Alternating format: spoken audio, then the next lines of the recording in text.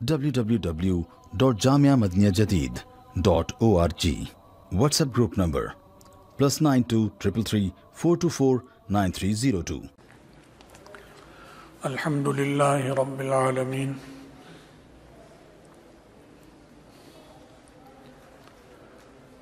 والصلاة والسلام على خیر خلقہ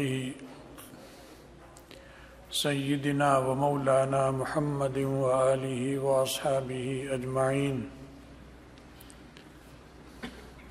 اما بعد۔ استغفار ایک ایسا عمل ہے جو اللہ کو بہت پسند ہے، اور اللہ تعالیٰ کو جو چیز بہت پسند ہوتی ہے اور ہر ایک سے اس کا مطالبہ ہوتا ہے کہ ہر آدمی کرے، اس میں اتنی سہولت بھی دیتے ہیں اللہ تعالیٰ۔ بظاہر یہ سمجھ میں آتا ہے کہ جتنی زیادہ پسند ہے اتنی زیادہ شرطیں بھی ہوں گی، یہ کرو یہ کرو یہ کرو یہ کرو پھر ایسا ہوگا، لیکن ایسا نہیں ہے۔ ہر بالغ کے لیے یہ ہے کہ استغفار کرے، اللہ سے گناہوں کی مغفرت طلب کرے۔ اب گناہوں کی مغفرت طلب کرنا، اس کے لیے کوئی شرط نہیں لگائی، پاکی کی حالت میں ہو تو بھی ٹھیک ہے، ناپاکی کی حالت میں ہو تو بھی کرے،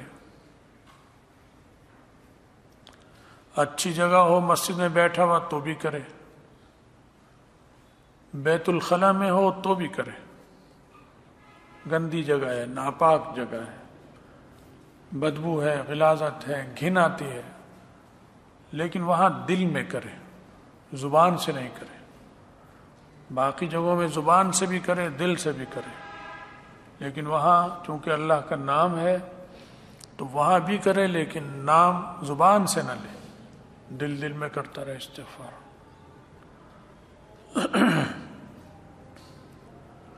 کیونکہ استغفار میں انسان اپنی حقیقت کا اعتراف کرتا ہے اور اللہ کی برتری کا اعتراف ہوتا ہے کہ میں کمتر ہوں، تو برتر ہے، تبھی تو کہتا ہے میری مغفرت کر دے۔ باپ سے بھی نہیں کہتا کہ میری مغفرت کر، استاد سے بھی نہیں کہہ سکتا، پیر سے بھی نہیں کہہ سکتا، کیونکہ استاد اور پیر بھی اللہ ہی سے مغفرت طلب کرتا ہے، تو وہ کیسے دے سکتا ہے مغفرت؟ اسے اپنی مغفرت کا نہیں ہے قابو، تو دوسرے کی مغفرت پر قابو کیسے ہو سکتا ہے؟ یہ تو اختیار مغفرت کرنے نہ کرنے کا صرف اللہ کے پاس ہے۔ اور انبیاء علیہ السلام جن کی بخشش ہے اور مغفرت ہے، ان پر عذاب نہیں ہے، ان کے لیے جہنم کی کوئی سزا نہیں ہے، وہ سیدھے جنت میں جائیں گے، اس کے باوجود بھی وہ دعائیں مغفرت کرتے تھے اپنے لیے اللہ سے، کیونکہ اس میں اعتراف ہے اپنی کمتری کا اور اللہ کی برتری کا۔ تو اس حیثیت سے یہ ایک عبادت ہے، تو عبادت تو انبیاء کرتے ہیں، تو اللہ کو یہ عمل جتنا پسند اتنا ہی آسان کر دیا۔ عورت بھی کرے، کام کر رہی ہے گھر کے تو بھی کرتی رہے، بستر میں ہے تو بھی کرے، پاک ہے غسل کیا ہوا ہے تو بھی کرے، ناپاک ہے تو بھی کرے، مخصوص دن ہے تو بھی کرتی رہے، منع نہیں ہے۔ تو جب عام کیا تو سہولت دے دی۔ استغفار، نفس استغفار زندگی میں کرتے رہنا کبھی، یہ تو ہے ضروری، لیکن ہر وقت کرنا واجب نہیں ہے، مستحب ہے، سنت ہے نبی کی، یہ تو ہے، لیکن نماز فرض اور واجب ہے، اور اللہ کو بہت پسند ہے، اس کے لیے شرائط رکھ دی کہ جسم بھی پاک ہو، کپڑے بھی پاک ہو، جگہ بھی پاک ہو، اور ظاہری ناپاکی تو ہونی ہی نہیں چاہیے، جیسے پیشاب ہے، گو ہے، موت ہے، صاف، نہ وہ جگہ ایسی ہو، نہ کپڑے ایسے ہوں، نہ جسم پر ایسی ناپاکی ہو۔ ایک ناپاکی ہوتی ہے جو نظر نہیں آتی، اسے کہتے ہیں مانوی ناپاکی،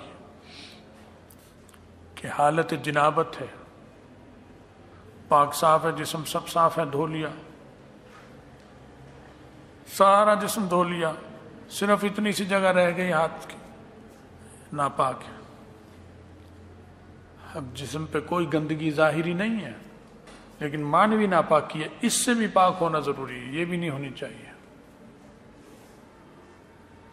بے وضو ہے، جسم پہ ناپاکی کوئی نہیں ہے، کپڑے بھی پاک ہیں، جگہ بھی پاک ہے، سب پاک، لیکن بے وضو ہے، تو یہ وہ ناپاکی ہے جو نظر نہیں آتی، جس کو اللہ نے بتایا کہ یہ ایک ناپاکی ہے، قسم ہے ناپاکی کی، اس سے بھی پاک ہونا ضروری ہے۔ اب کوئی کہے گا بڑی سختی کر دی اللہ نے، چیز سب سے زیادہ پسند تو نماز ہے،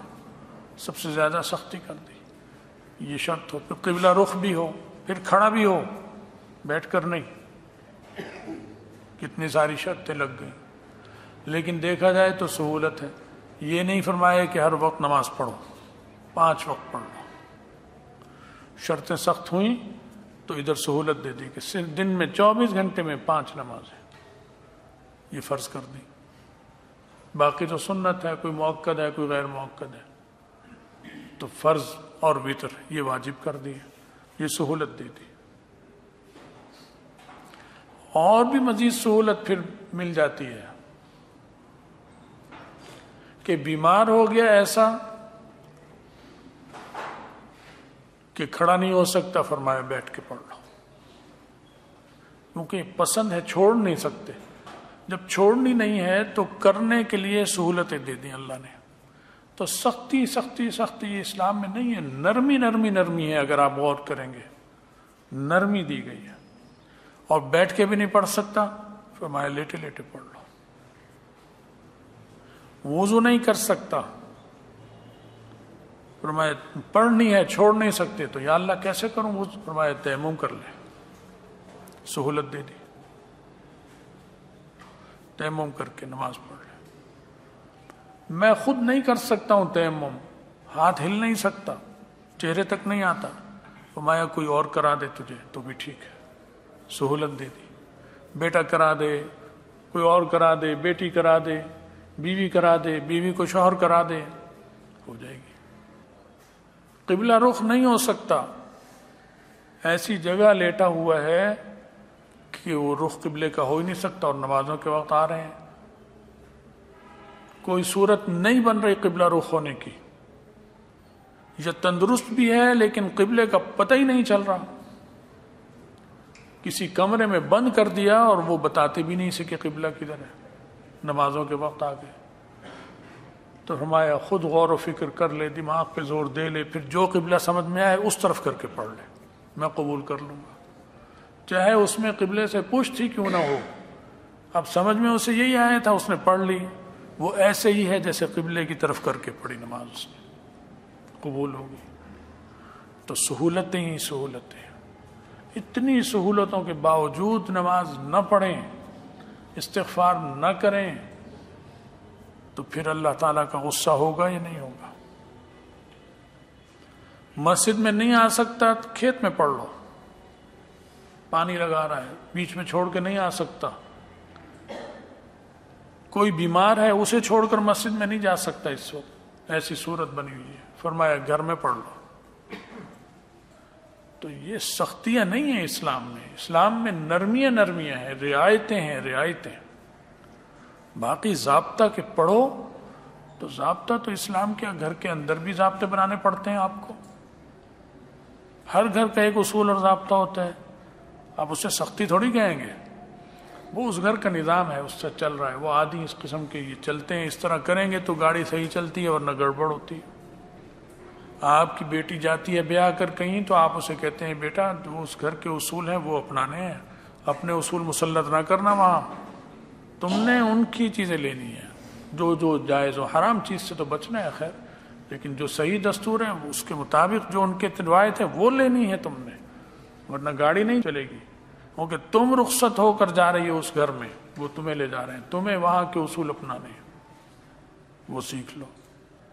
پھر بہو آتی ہے تو وہ بھی ایسی آتی ہے کہ وہ آ کر آپ کے گھر کے طور طریقے کو اپناتی ہے۔ وہ طور طریقے بھی کوئی اتنے نہیں ہوتے کہ بہت ہی مختلف ہو، تھوڑا بہت ہی فرق ہوتا ہے۔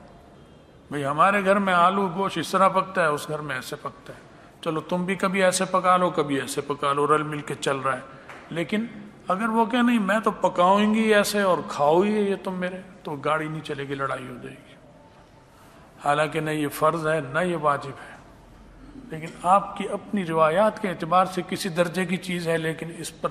کوئی اختیار کرنا پڑتا ہے، اس کی رعایت کرنی پڑتی ہے۔ اور بہت ساری چیزیں ہیں، تو مثال کے طور پر ایک چیز بتا دی ذہن میں آئی، تو اللہ تعالیٰ نے ضابطے بنائے ہیں اور ان ضابطوں میں سہولتیں دی ہیں ہمیں،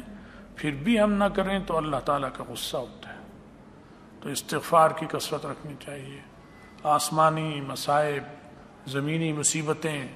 دیکھ لیں چاروں طرف کس قدر ہو رہی ہیں، ہر طرف آئے دن، اور پھر لڑائی جھگڑے آپس کے مسلمانوں کے، ہمارے ملک میں اور ملکوں میں اندرونی اختلافات اور دشمنیاں اور یہ اور وہ، ایک دوسرے سے نفرت، افراتفری یہ چل رہی ہے۔ یہ اللہ کی نافرمانی کی وجہ ہے۔ اللہ نے اپنے حال پہ چھوڑ دیتا ہے نافرمانوں کو کہ جاؤ پھر تمہاری رسی تمہارے کندھے پر ہے، خود نمٹو، میری تائید میری نصرت ختم ہو گئی، تو اس کا پھر وبال بہت زیادہ ہوتا ہے۔ ترکی میں زلزلہ آیا، شام میں آیا،